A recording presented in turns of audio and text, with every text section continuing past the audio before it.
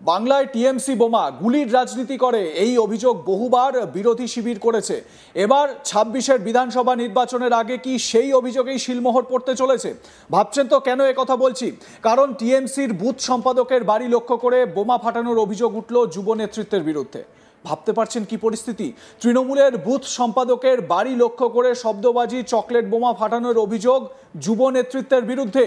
প্রতিবাদ করলে বাড়ির মহিলাদের নোংরা কথা এবং হুমকি দেওয়ার অভিযোগ দলেরই কর্মীদের বিরুদ্ধে। সাংগঠনিক পদের রদবদল হতেই তৃণমূলের গোষ্ঠীদ্বন্দ্ব কালনা ২ ব্লকে। অর্জুনা গ্রামে থাকা দলেরই বুথ সম্পাদকের বাড়ি লক্ষ্য করে বোমা ফাটানো সহ বাড়ির মহিলা সদস্যদের হুমকি দেওয়ার অভিযোগ উঠল দলীয় যুব নেতৃত্বের বিরুদ্ধে। এই ঘটনাকে কেন্দ্র করে বাদানুবাদ ও দুপক্ষের বচসায় উত্তেজনা ছড়ায়। খবর পেয়ে পুলিশ ঘটনাস্থলে যায়, পরিস্থিতি নিয়ন্ত্রণে আনে। ঘটনার কথা ব্লক, জেলা ও রাজ্য নেতৃত্বের নজরে আনা হয়েছে বলে জানা গিয়েছে। কয়েকদিন আগে রাজ্য জুড়ে তৃণমূলের সাংগঠনিক পদে রদবদল হয়।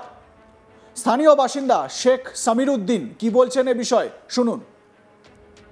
আমরা ভীত সন্তুষ্ট ছিলাম। আমরা বাড়ির জানালা দিয়ে উকিঝুঁকি মারছি, দেখছি কাঁচ দিয়ে কি হচ্ছে।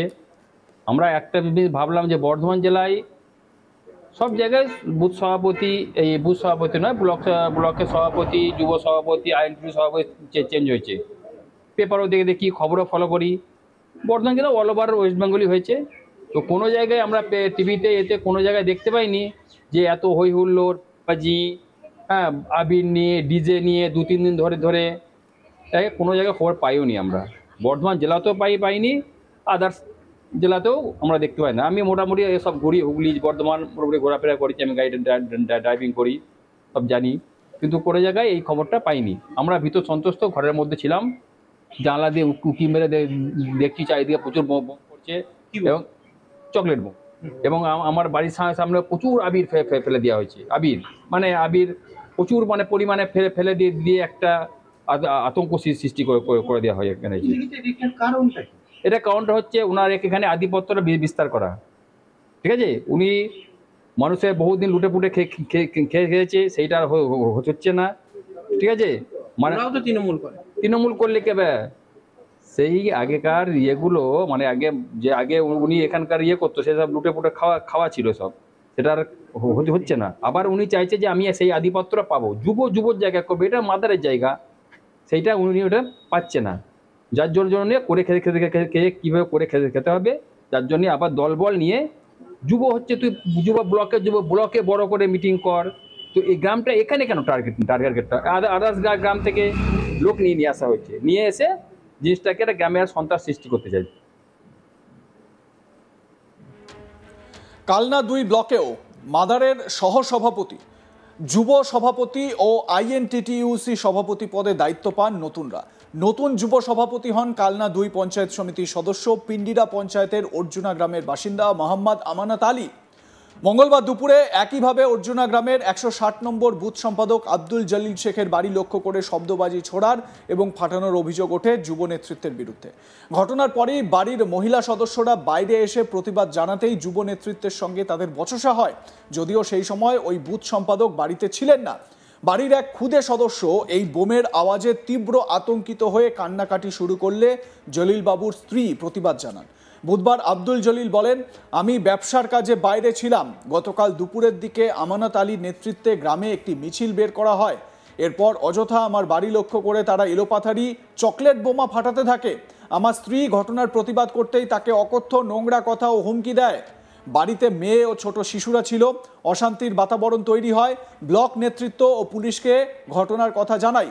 কালনা থানায় অভিযোগ জানিয়েছি। এ প্রসঙ্গে আমানত আলীর সাথে যোগাযোগ করা সম্ভব হয়নি, তিনি বাড়িতে ছিলেন না। ফোনে তিনি কোনো উত্তর দেননি। আব্দুল জলিল অভিযোগকারী কি বলছেন শুনুন।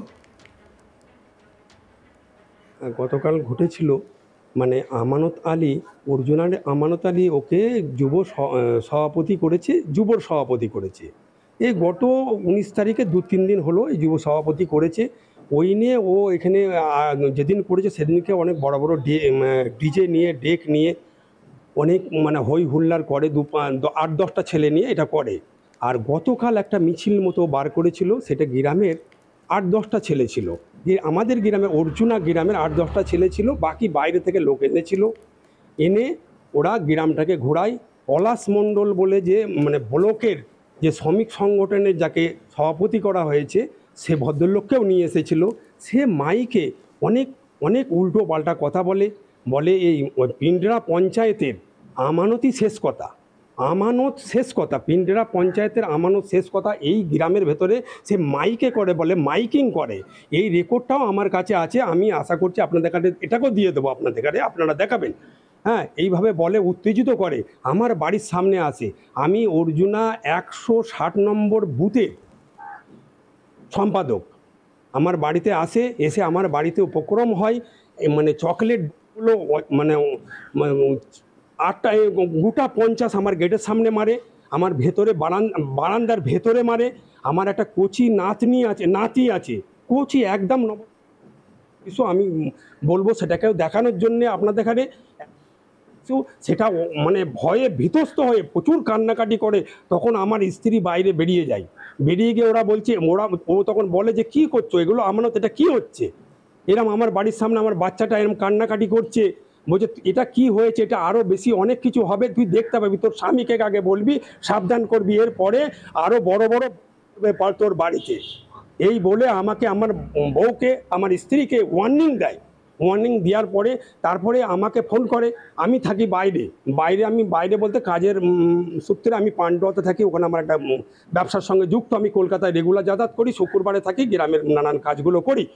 তো আমাকে যখন ফোন করে, আমি যথারীতি আমাদের বিধায়ক এবং ব্লক সভাপতি ওনাদের এখানে ফোন করি, ওনারা যথারীতি পুলিশ পাঠিয়ে দিয়েছিল, পুলিশ বাড়িতে এসেছিল, এসে তাদের কাছে ভালো একটা আমি কাজও ভালো পেয়েছি, আমাদের বাড়িতে সেটা বলেও গেছে, যারা করেছিল তারা তখন চলে যায় এখান থেকে, তারপরে ওইটা হওয়ার পরে পুলিশ চলে যায়। আমি এটা বলতে চাইবো, আমার ওপরের নেতৃত্বকে জানিয়েছি, আগামীতে আমার ওপরে যেন আর টর্চার না ওরা করতে পারে, তার একটা ব্যবস্থা, আমানতের ওই ব্যবস্থা নেওয়ার জন্যে, আর তার রেকর্ড যা কিছু আছে সব কিছু আমার কাছে আছে, সেটা আমি দিয়ে দেবো।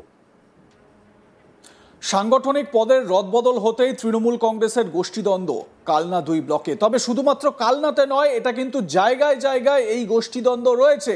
তৃণমূল কংগ্রেস যদিও শাসক দল, বছরের পর বছর ভোটে জিতে আসছে, 2011-র পর থেকে, সেটা পঞ্চায়েত হতে পারে, পুরসভার ভোট হতে পারে, বিধানসভা, লোকসভায় ভালো ফল করতে পারে, কিন্তু তা সত্ত্বেও দলের অন্দরে যে এই গোষ্ঠী কোন্দল, এইটা যত তৃণমূল কংগ্রেস শ্রীবৃদ্ধি করেছে, যত তৃণমূল কংগ্রেস ভোটে জিতেছে, দলের অন্দরে এই কোন্দল আরও বেড়েছে। এবং পরিস্থিতি এমন হয়েছে যে অভিষেক ঘনিষ্ঠ যারা দলে নতুন সুযোগ পেয়েছে বা দায়িত্ব পেয়েছে, তারা আরও বেশি বাড়বাড়ন্ত দেখাচ্ছে বলে অভিযোগ করছেন দলের পুরাতনরা। এ বিষয়ে আপনাদের কি মতামত জানাতে ভুলবেন না। দেখতে থাকুন আজ তাক বাংলা, সাবস্ক্রাইব করুন আমাদের ইউটিউব চ্যানেলটি, বেল আইকন প্রেস করুন নোটিফিকেশন পেতে।